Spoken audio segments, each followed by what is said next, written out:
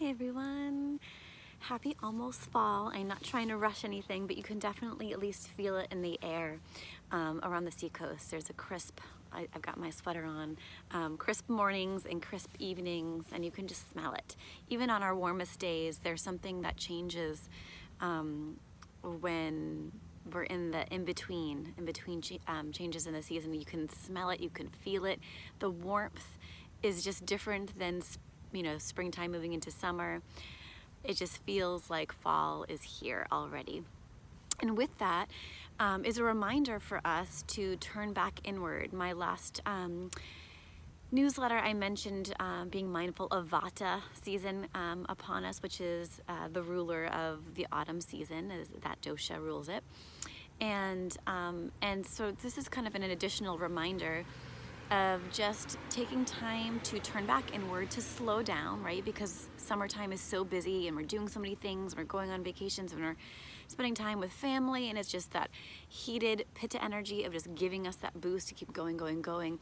And as we shift gears into the fall season, things slow down, and with that comes the cold, which slows us down and literally slows our bodies down too, which reminds us that we need to take extra care. Now, every change in the season, every transition from one season to the next is an important time to turn back into self-care, because our bodies are under a little bit more stress in doing so because of the temperature change, because of the schedule changes, getting back to a different routine at work, kids going back to school, if you're dealing with that. It's just change across, the whole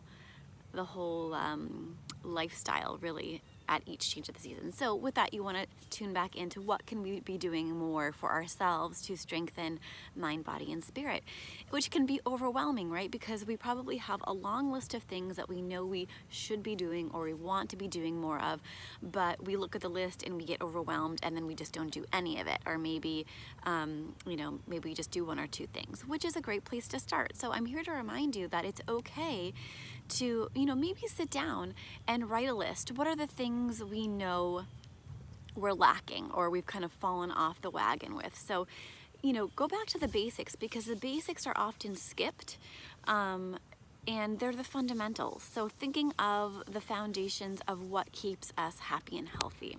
Okay, so thinking about how much water we're drinking. Are we getting 3 square meals a day? Of whole foods, a nice spectrum of the rainbow, right? A variety of proteins and vegetables and fruits and legumes. Are we getting good sleep? Are we giving ourselves time to move?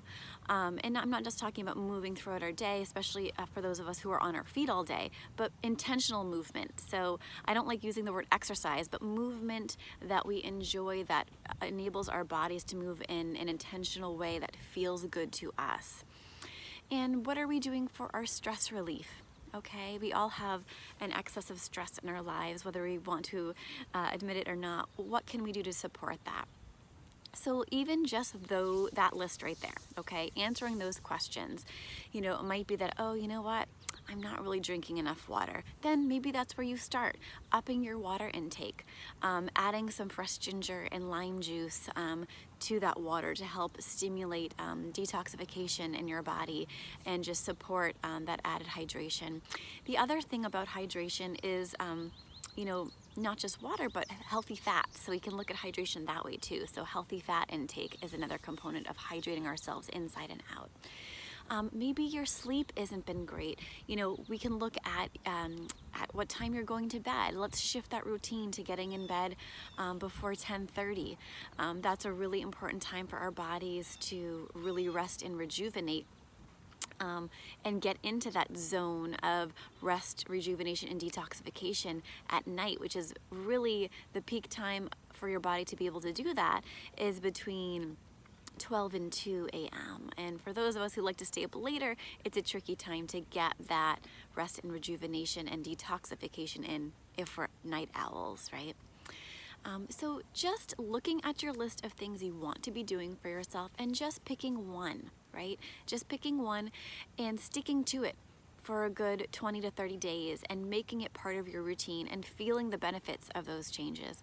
Then you can come back to your list, keep it handy, and pick another thing. Maybe it's cooking more whole foods for yourself. Maybe it's, even if it's just a couple days a week that you're not taking out and you're cooking instead, go back to that.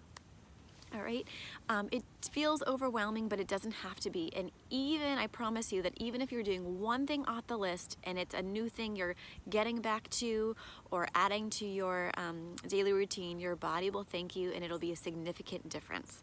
So don't be hard on yourself. Check out your list, pick one thing, and just start maintaining that sort of discipline around that one thing for an extended period of time. You'll feel the benefits, and then you can pick another.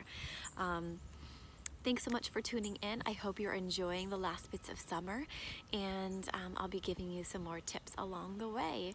And as you can probably hear from the sound of my nose, I've been dealing with some ragweed. So one of my things I just started reincorporating because I fell off the wagon from is the neti pot, and my goodness, it's my best friend. I've missed it.